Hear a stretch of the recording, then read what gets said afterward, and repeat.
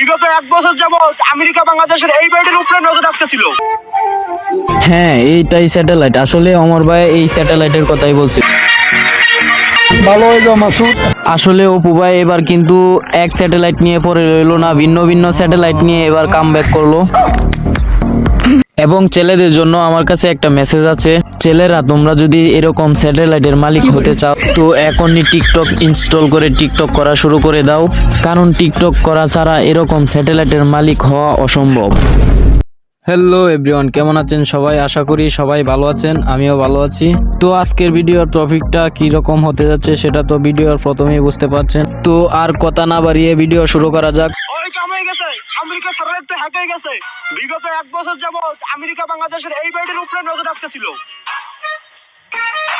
তো অমর ভাইয়ের ভিডিওতে তো বলেই দিছে যে আমেরিকার স্যাটেলাইট হ্যাক হয়ে গেছে। তো আমেরিকার স্যাটেলাইট কি সেটাই ব্যাখ্যা করব আমরা।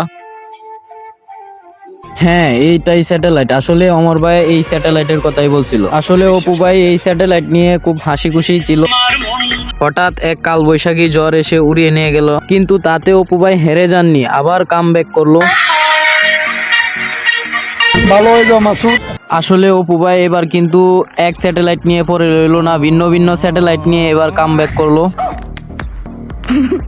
আসলে অপু ভাইয়ের কথা হচ্ছে এক স্যাটেলাইট জ্বরে উড়িয়ে নিয়ে গেছে তো কি হইছে, আবার বানাবো স্যাটেলাইট।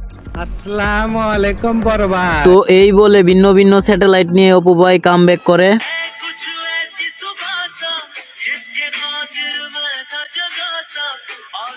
এবং ছেলেদের জন্য আমার কাছে একটা মেসেজ আছে, ছেলেরা তোমরা যদি এরকম স্যাটেলাইটের মালিক হতে চাও তো এখনই টিকটক ইনস্টল করে টিকটক করা শুরু করে দাও, কারণ টিকটক করা ছাড়া এরকম স্যাটেলাইটের মালিক হওয়া অসম্ভব।